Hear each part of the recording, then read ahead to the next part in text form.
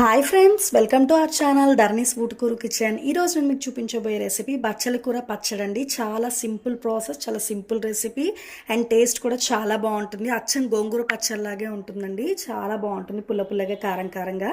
వేడివేడి అన్నంలో వేసుకొని తింటే సూపర్ ఉంటుంది టేస్ట్. వీటికి కావాల్సిన ఇంగ్రీడియంట్స్ మనం చూసేద్దాం. బచ్చల కూర 2 కట్టలు తీసుకున్నానండి. వాష్ చేసుకుని ఇలా కట్ చేసుకోవాలి. లేత కాడలు అయితే వేసేసుకోవచ్చు అండి, ముదురు అయితే కట్ చేసి తీసేయచ్చు. ముదురు వేయకండి, లేతవైతే బాగుంటాయి. ఎండుమిర్చి నేను ఒక 15 to 20 తీసుకున్నాను.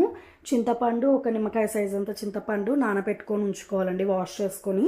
పోపు గింజలు 1 టేబుల్ స్పూన్, ఎండుమిర్చి 2, సాల్ట్ 1 టేబుల్ స్పూన్, పసుపు 1/2 టేబుల్ స్పూన్. ఇప్పుడు మనం ప్రాసెస్ చూసేద్దాము.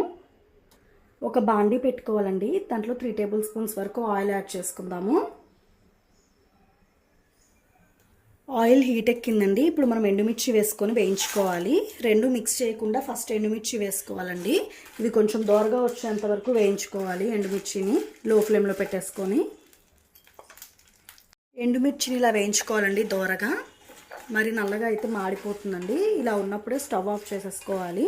ఇప్పుడు వీటిని ఒక ప్లేట్లో పెట్టేసుకుందాము. ఇప్పుడు మనం ఇదే ఆయిల్లో బచ్చల కూర వేసేసుకుందామండి. వేసుకొని మూత పెట్టేసుకుందామండి. పెట్టుకొని ఒక 5 minutes అలా ఉంచుకోవాలి. మంచిగా మగ్గుతుంది.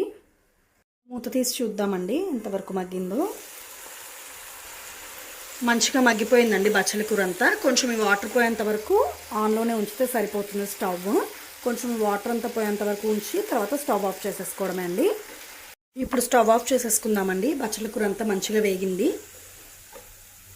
ఫస్ట్ మిక్సీ జార్ తీసుకుందామండి. దాంట్లో ఎండుమిర్చి వేసేసుకుందాము. తర్వాత చింతపండు, సాల్ట్, పసుపు. ఇప్పుడు వీటిని మొత్తం గ్రైండ్ చేసేసుకుందాము. ఇలా మిక్సీ పట్టుకోవాలండి. ఇప్పుడు దీంట్లోనే మనం బచ్చల కూర వేసేసుకుందాము. బచ్చల కూర వేసుకున్నానండి. ఇప్పుడు మనం దీన్ని మిక్సీ పట్టేసుకుందాం. ఇలా మిక్సీ పట్టుకోవాలండి కొంచెం కచ్చాపచ్చగా. ఇప్పుడు మనం దీన్ని బౌల్లో తీసేసుకొని పోపు పెట్టేసుకుందాము. ఇప్పుడు ఇదే బాండీలో ఒక 3 టేబుల్ స్పూన్స్ వరకు ఆయిల్ వేసుకుందామండి. ఆయిల్ కొంచెం హీట్ ఎక్కనిద్దాము. పోపు గింజలు వేసేసుకుందామండి. పోపు గింజలు విత్ ఎండుమిర్చి. పోపు కొంచెం వేగాక ఇంగువ వేసుకోవాలండి. తర్వాత కొంచెం మెంతిపిండి ఒక 1/2 టేబుల్ స్పూన్స్ వరకు అండ్ వాష్ చేసి పెట్టుకున్న కరివేపాకు. పోపు అంతా మంచిగా వేగిందండి. ఇప్పుడు మనం దీన్ని బౌల్లోకి తీసేసుకుందాము. ఆ పచ్చడి బౌల్లో వేసేసుకోవడమే అండి. మీకు వెల్లిపాయలు నచ్చితే ఈ పోపులోనే వెల్లిపాయ కొంచెం దంచి వేసేసుకోవచ్చు. నేనైతే ఇక్కడ వెల్లిపాయ వేయట్లేదు.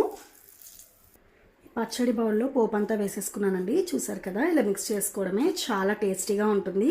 ఈ పచ్చడి ఒక 3-4 days ఈజీగా స్టోర్ ఉంటుందండి. ఈ రెసిపీని మీరందరూ కూడా కంపల్సరీగా ట్రై చేయండి. చాలా బాగుంటుంది. ఈ రెసిపీ మీ అందరికీ నచ్చింది అనుకుంటున్నాను. నచ్చితే లైక్ చేయండి, షేర్ చేయండి, కామెంట్ చేయండి, సబ్స్క్రైబ్ చేయండి. పక్కనే ఒక బెల్ ఐకాన్ ఉంటుంది, అది క్లిక్ చేసి ఆల్ అనే ఆప్షన్ని ప్రెస్ చేసుకుంటే మా న్యూ నోటిఫికేషన్స్ అన్నీ మీకు వచ్చేస్తాయి. ఇంకొక వీడియోతో మళ్ళీ మీ ముందుకు వచ్చేస్తాను. Thank you for watching friends.